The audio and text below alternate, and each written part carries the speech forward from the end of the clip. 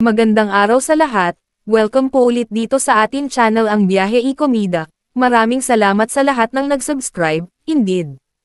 Punta tayo sa atin topic, September 12, 2025.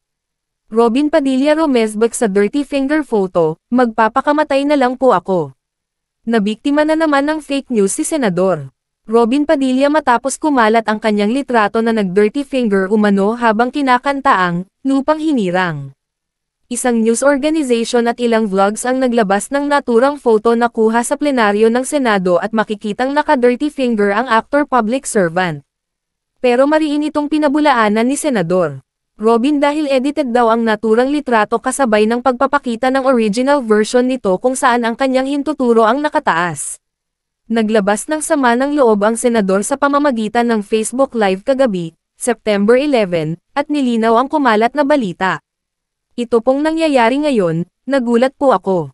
Isa pong napakalaking para po sa akin, pagsubok po ito sa aking pananampalataya, at isang bagay po ito na kapag ito ay napaglabanan ko ng tama, ako po ay bibigyan ng gantimpala ng ala, sinyulang pagbabahagi ng mambabatas. Hindi ko pa malaman kung bakit sila gumawa ng ganitong article.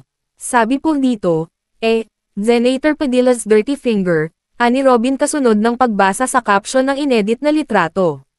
During the opening of the Senate plenary session on September 8, 2025, Senator Robin Padilla flashed his middle finger, a vulgar gesture, while making it appear he is just placing his right hand to his left chest while singing the Philippine national anthem. It was during the plenary session when Senator Chis Escudero, whom Padilla and other Duterte allies supported, was ousted as Senate President.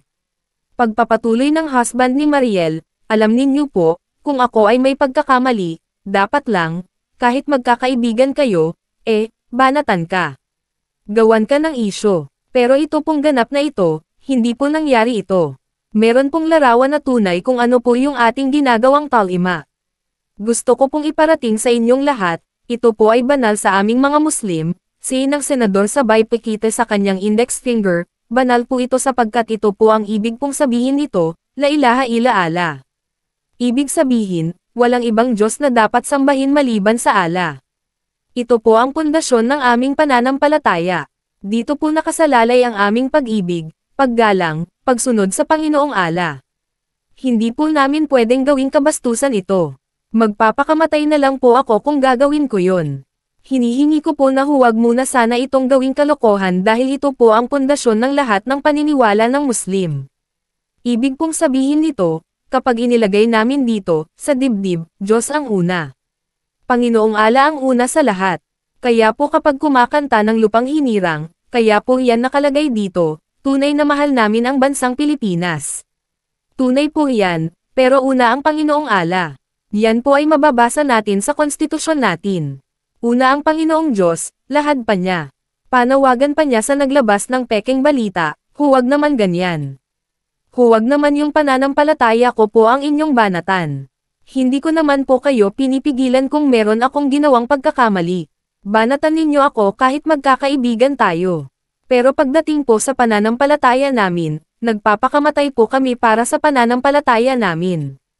Handa po naming ibigay ang buhay namin sa Allah. Kasunod nito, ipinakita ng senador ang original na kopya ng litrato kung saan ang kanyang hintuturo ang nakataas habang inaawit ang Lupang Hinirang.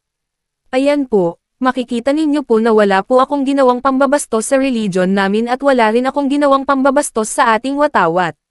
Wala po, kaya mga kababayan, nagpipigil po ako kasi ang sabi ng Allah, ang sabi ng Rasul, kapag inaapi ka, ikaw ay magpakumbaba, magpigil ng galit, mas lalaki ka, mas matapang ka. Humihingi po ako, sa mga kababayan natin na nailigaw nito ng fake news na ito, ng fake news article na ito. Sa lahat po sa inyong lahat, hinihingi ko po sa inyo na huwag po kayong maniwala na gagawin ko po ito. Magpapakamatay na lang po ako, hindi ko po yan magagawa. Marami po ang nagsasabi sa akin na magdemanda ako. Mababawasan po ako ng reward. Ipagpapasa Diyos ko po ito dahil sa aming pananampalataya, ang ibibigay mo sa Allah, siya po ang magbibigay sa akin ng gantimpala at bahala na po sa inyo ang Allah, pagtatapos ni Robin Padilla. Gusto ko pong iparating sa inyong lahat. Ito po ay banal sa aming mga Muslim. Banal po ito. Sapagkat ito po ang ibig sabihin po nito. La ilaha illallah. Ibig sabihin, walang ibang Diyos na dapat sambahin maliban sa Allah. Ito po ang pundasyon ng aming pananampalataya. Dito po nakasalalay ang aming pag-ibig, paggalang, pagsunod sa Panginoong Allah. Hindi po namin pwedeng gawing kabastusan po ito. Magpapakamatay na lang po ako kung gagawin ko yun. E-click ang link sa description box para mapanood ang nasabing live. At yan ang ating latest showbiz chika update for today. Huwag kalimutan mag-subscribe, click the notification bell for more showbiz chika updates, like and share the video at suportahan po ang ating Facebook page. Maraming salamat sa lahat ng nag-subscribe indeed.